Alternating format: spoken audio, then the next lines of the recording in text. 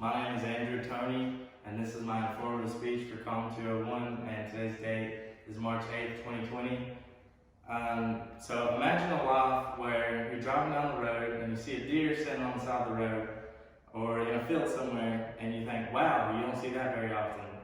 In a place like this where there's plenty of mountains and fields around, you see deer, you can't drive 30 minutes down the road without seeing a deer. A big reason because of this is because there's laws set in place by the Wildlife Commission that only allows you to harvest a certain amount of deer and during a certain limit to maximize the population. Poaching has many negative effects on the environment as well as the population of a whitetail. This can cause destruction in an ecosystem, and it can also cause the mature bucks to be wiped out and allow for the bad genetics to rule the population of a herd.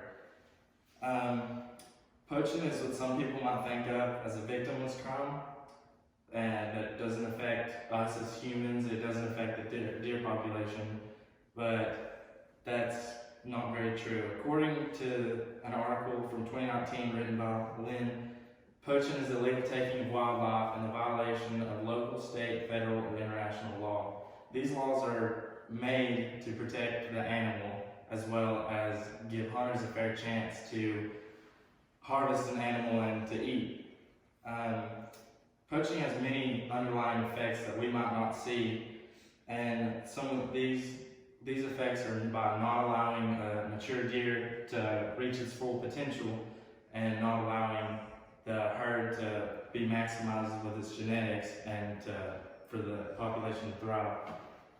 There also can hurt a population because if you kill a deer out of season, a doe could be pregnant with an offspring that's the next generation of a herd, or the fawn could be left without a mother, and at a young age, a fawn is most likely going to die because it can't fend for itself in the wild. Poaching can result in the deer not given a chance to grow and cannot reach its full maturity and can't pass its genes on to the next generation of the herd. When a buck is harvested illegally, you affect its ability to repopulate.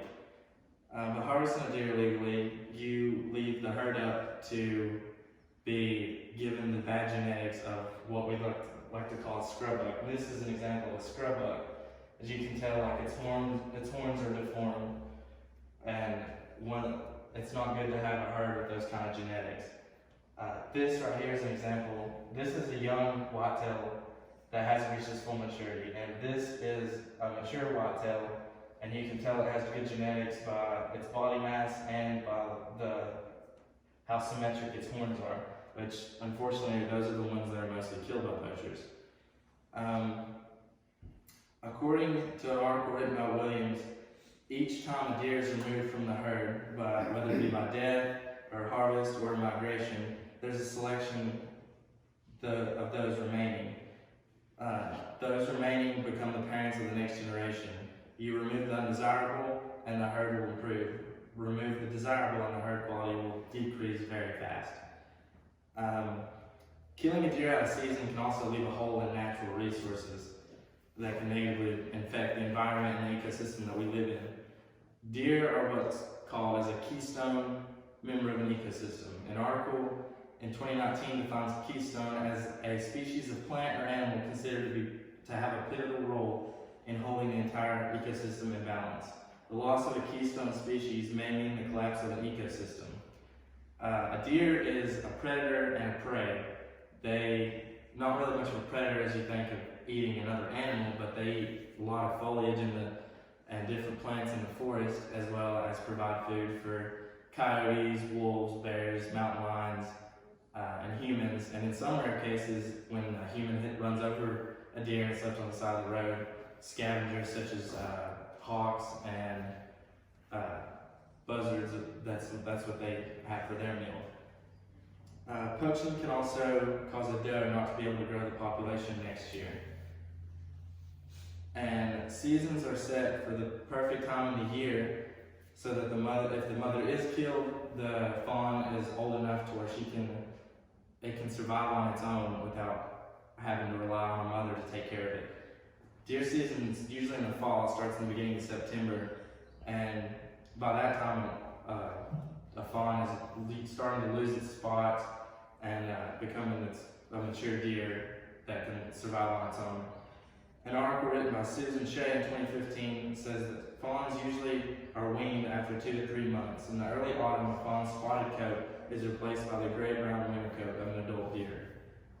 If the doe is killed in the early fall and the fawn's still small enough that it can't survive and still has its spots, a lot of times you'll see another doe will take in the fawn as its own and raise it until it's eventually old enough to be on its own. Deer season is also set at a time just before the rut. The rut is what a deer, it's their mating season.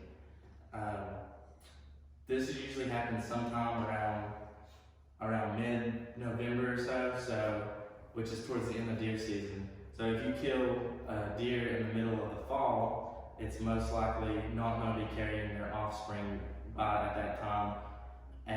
But if you kill one out of season, say you kill one at the beginning of the year, odds are it's probably pregnant, and depending on the size of the doe, it can carry 1 or 2 or sometimes 3 depending on the size.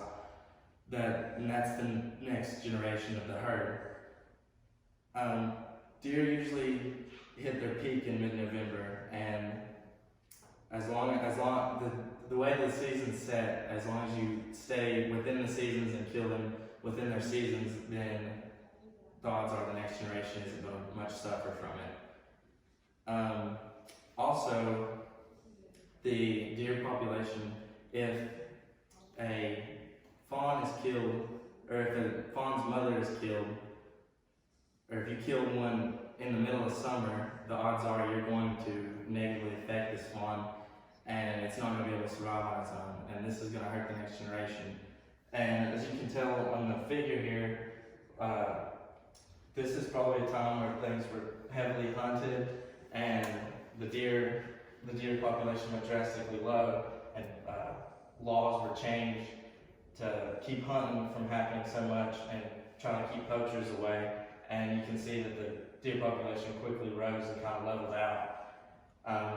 Over here you can see kind of like a small ecosystem of what the deer live in, and you can see all the predators that rely on food from a deer. And if the deer is taken out, it's going to really cause the whole ecosystem to just start tumbling. And here is an example. This is a fawn that you can tell is very young with all the white spots on it. A fawn at this age most likely isn't going to survive on its own if a poacher was to kill its mother at this time.